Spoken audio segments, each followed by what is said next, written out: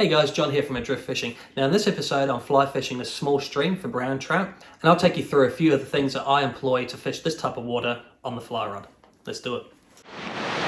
Wow, there's a lot of water coming down today.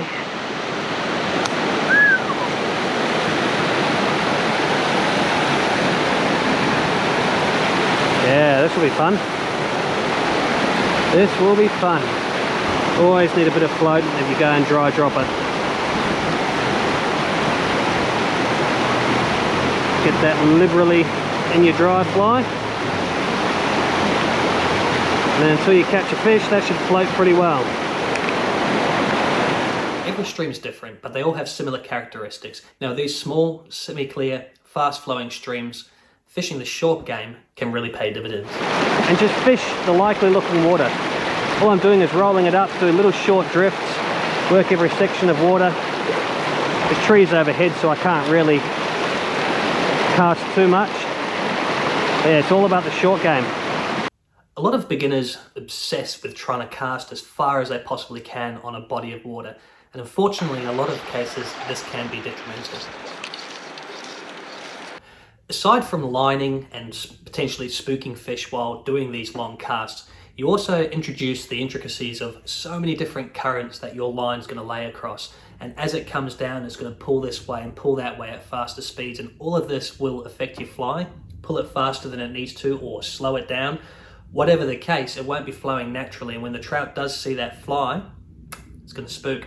She's out of there, she's gone. You want to try and keep as much slack line off the water as possible. Like you can see how I'm lifting the tip up, so I've got minimal leader on the water, because you get different currents in a stream and you don't want your fly to drift faster when it should be going slowly. So I've only got a real minimal amount of line on the water, so I go in slower water there. You see how the fly is going just there, slower than the current. That's what you want. I've got a nymph underneath, so that will kind of dictate what the undercurrent's doing, but my dry fly is ripping along. That's going to drag the nymph faster than I want it to go. And this is why on the smaller streams I employ the short game, which is short casting, very close to the fish. You can keep an eye on everything, and everything's tight, controlled and accurate. Fishing this style on these particular type of rivers, you can really increase your catch rate.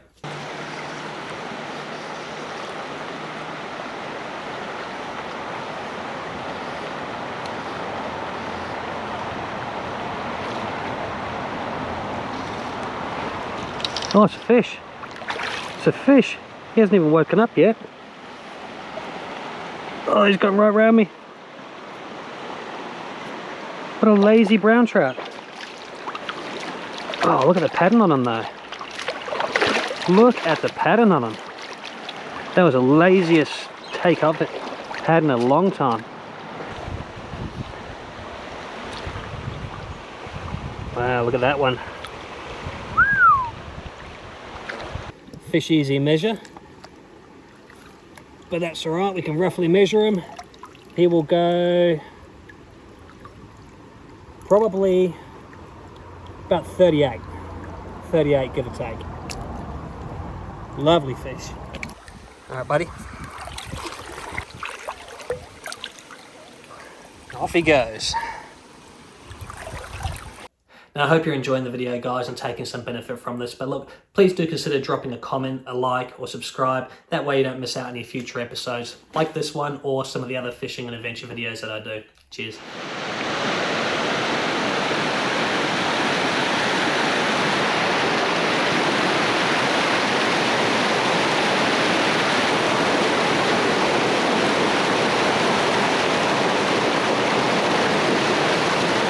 Now, short game won't work on every type of river. If the river's super clear, it's flowing slowly, those sort of things, you're not going to be able to get that close to a fish. But if it's deeper pools, little pockets, riffles, fast flowing water, a little bit of colour to it and the fish can't see you, then this is a type of river that I would do that style of fishing. If it's slower and you can spot the fish, do your longer casts. I mean, still don't do massive casts in small water because you're just going to catch a blackberry or catch a tree or something. One thing about blackberries, they just always hang in completely the wrong spot. The trouble is, because it's so bloody spiky, it's hard to do anything about the bloody things. Stay over there. So in water like this one here, particularly where I can't spot the fish and the sunlight's mottled, it's hard to spot them. Searching with this short game sort of style really does help. You come across so many more fish that you probably would have spooked otherwise with big long casts and neglected water. So, yeah, sometimes I cast into the tiniest little riffle and I'm pulling fish out of them. It just allows you to cover a lot more water accurately, methodically, and you'd be surprised at how many more fish you come across. A lot of weed in here now. Keeping an eye on the edges of it, so we can see any trout sitting there. There's plenty of aquatic life in this weed.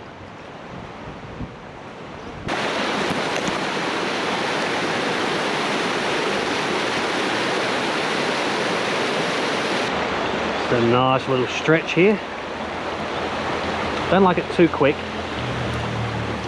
Browns aren't a fan of the real quick water. If there's more rainbows in here, I'd be more inclined to fish the faster water, but it's mainly browns.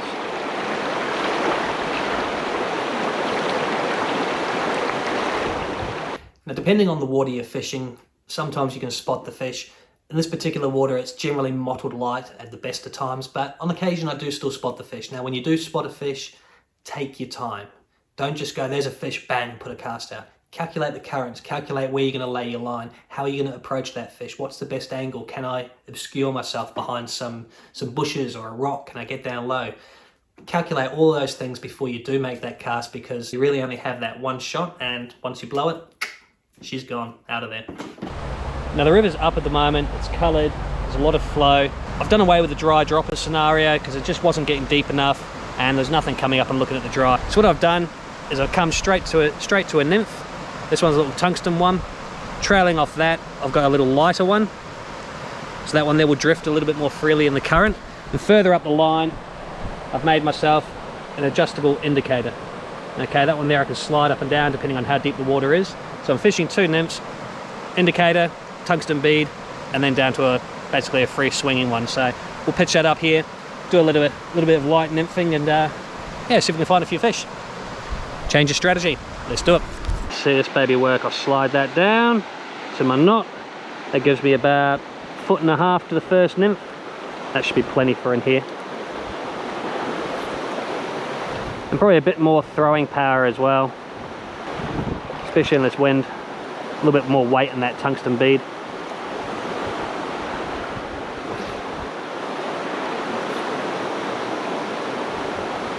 Indicator's working well. It's good. Now, one technique that I've found really beneficial fishing these type of rivers is working fast. Now, I know that sounds detrimental. A lot of guys will stand in one spot on a big pool, on a big river, and they will put dozens of casts through, and eventually, yes, they will catch a fish. It does work. I'm not saying it doesn't, okay? What I've found in these smaller rivers is, for me anyway, I tend to work the water a lot quicker, okay? I'll do 2 perfect casts in the right spot, money shot, perfect drift through that area. If I don't get a take, I move on to the next spot. Put a couple of casts up, move on to the next spot, a few more casts. And doing this, I work the whole river very quickly and work out in a short amount of time whether there is actually any fish there. There's no point going, oh, that looks good, and put in 10 casts over a little pocket this deep when there might not even be a fish there. Put 2 perfect casts. If nothing takes it, there's no fish. Move on and keep working your way up the river like this, leapfrogging your casts. And you're always hitting fresh water.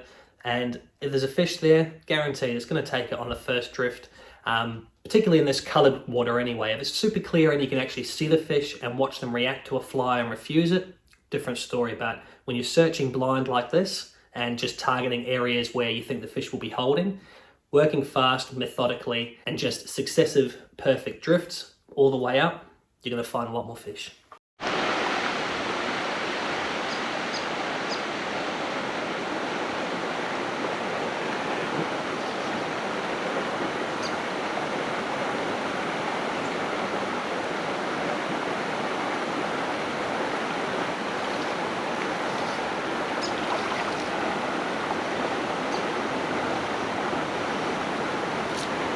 Yep.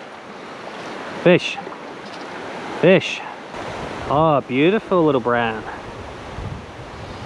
And he's taking the free swinging nymph. All right, let's get the net out. In the net. Look at that. Beautiful, beautiful. Another advantage of fishing short is when you get snagged, and trust me, it does happen. That's the thing with fly fishing. It's all about the snags and the tangles. Oh shit, that's a bit deep. It's about how you deal with them though that makes all the difference. And when you do get that snag, you haven't blown the whole pool. You haven't put a cast all the way up to the head of the pool and then got a snag, had to walk up there, unhook it, spook all the fish. You're only fishing a few meters at a time and working your way up. So if you get snagged, okay, you might have blown 3 meters of water maybe, okay? And then you get your fly back and you continue fishing that pool. It just makes a lot more sense.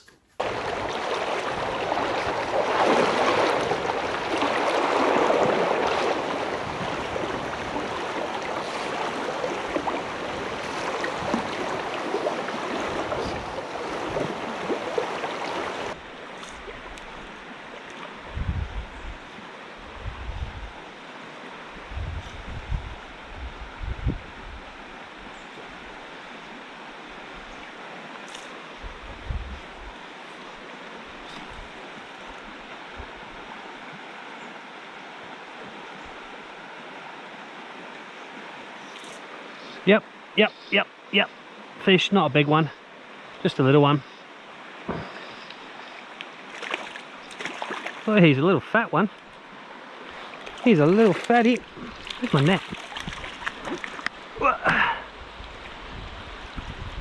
Get my buddy in the net.